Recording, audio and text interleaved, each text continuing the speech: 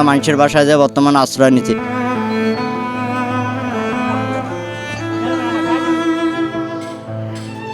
থাকার মতো ইয়েও নেই, মাসির বাড়ি আছে।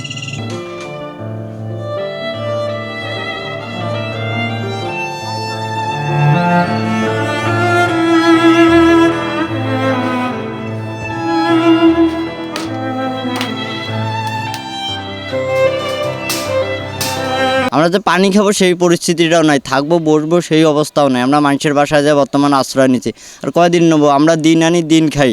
শিয়া বাটার ও ভিটামিনে সমৃদ্ধ লিলি বিউটি সোপ, তারুণ্যময় উজ্জ্বল ত্বকের জন্য।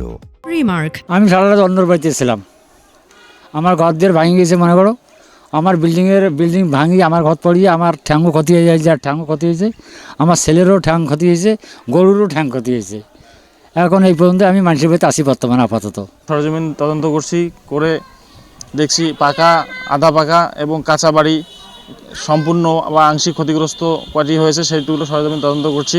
সরকার যেভাবে সহায়তা করছে, পাশাপাশি জনগণও সহায়তা করলে ক্ষতিগ্রস্ত জনগণ উপকৃত হবে। যাদের ক্ষতি হয়েছে তারা অত্যন্ত গরিব মানুষ, তাদের প্রতি যেন তারা সাহায্যের হাত বাড়িয়ে দেয় এবং তাদের সম্পূর্ণ ক্ষতি পুষিয়ে নিতে না পারলেও অন্ততপক্ষে তারা যেন আপনার থাকার মতো ব্যবস্থা এবং আর কি তারা ভালোভাবে জীবনযাপন করতে পারে, আপনার এটি আহ্বান থাকবে আমার।